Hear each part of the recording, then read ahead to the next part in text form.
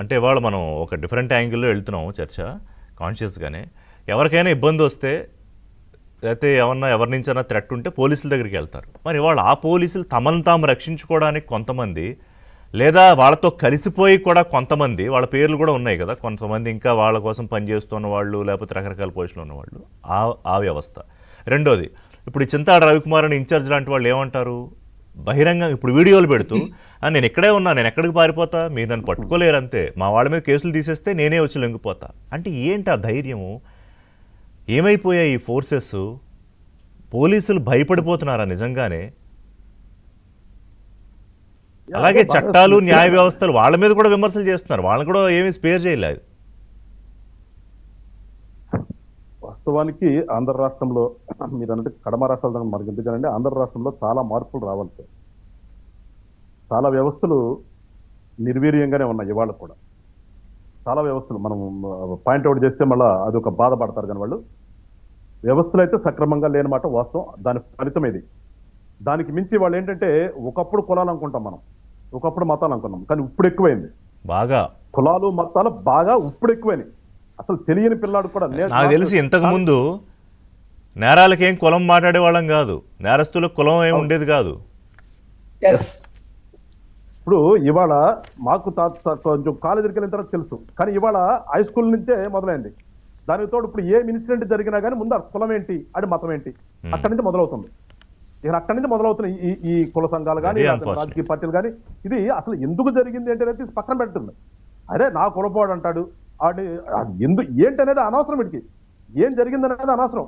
వాడు affected person అయితే వెళ్ళిపోవటమే. దాన్ని గుడ్డిగా అట్లా గుడ్డిగా ఇవాళ యువత వెళ్తున్నారు, రాజకీయ నాయకులు వీళ్ళ స్వార్థం కోసం వీళ్ళు వెళ్తున్నారు.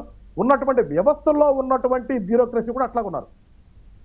ఏమి తక్కువేం కాదు. మీరు అన్నట్టుప్పుడు నేను ఇక్కడే ఉన్నాను, నేను పారిపోలేదని చెప్పేసి ఇంత రవికుమార్ పోస్ట్ పెడుతుంటే కూడా తను పట్టుకోలేని పరిస్థితిలో ఉందా? మరి ఇంత టెక్నాలజీ ఏమైపోయింది? నిన్న చూశాను మా గుంటూరు జిల్లాలో ముస్తఫా గారు ఎక్స్ఎమ్మెల్యే, ఆయన కొడుకు అది ఏమన్నా కిడ్నాప్ చేసుకుని వస్తే రెండో రోజునే పోలీసు వాళ్ళు ఏం చేశారంటే వీళ్ళని పట్టిస్తే బహుమతి ఇస్తారంట. మరి మీరేం చేస్తారు? రెండు రోజులకే అంటే వీళ్ళు ప్రకటన ఇచ్చారు పేపర్లో, వాళ్ళ ఆసుకు చెప్తే బహుమతి ఇస్తాం అంటే ఎట్లా ఉంది పోలీసింగ్ ఇవాళ? నిజంగా వాళ్ళ పోలీసింగ్ అంటే పోలీసులు మరి బాధపడతారు, బాధపడాలి మీరు. అంటే ఇట్స్ పార్ట్ ఆఫ్ ఇది కదా వ్యవస్థలో. కడమ వ్యవస్థలు వేరు సార్ ఋషి గారు, కడమ వ్యవస్థలు వేరు, పోలీస్ వ్యవస్థ వేరు. పోలీస్ వ్యవస్థ కనుక పోతే ఈ అన్రెస్ట్ వచ్చింది కదా, ఒకటి కొట్టుకుంటారు కదా. ఇక్కడ పోలీస్ వ్యవస్థను మనం అంత బడ్జెట్ పెట్టి అంత ఇదిగా పెట్టింది దేనికంత? ఆ డ్రెస్ కి వాడు చూస్తే భయపడేది జనము పెట్టినటువంటి ఒక సిస్టమ్ నుంచి వాళ్ళ అసలు కదా వాళ్ళకి వెపన్స్ ఇచ్చాం. ఆ వెపన్స్ ఇస్తే వెళ్ళి కాల్చమని కాదు, కనీసం భయపడకుండా ఉండాలి కదా. ఇప్పుడు భయపడే పరిస్థితి వచ్చేసింది రాష్ట్రంలో. కర్ర పట్టుకునే రైట్ ఉన్నటువంటి ఒక వ్యక్తి ప్రజాస్వామ్యంలో పోలీసే, వేరే వాడు పట్టుకుంటే లేదు కదా, వేరే వాడు పట్టుకుంటే అఫెన్స్. కానీ నీకు ఇచ్చారు.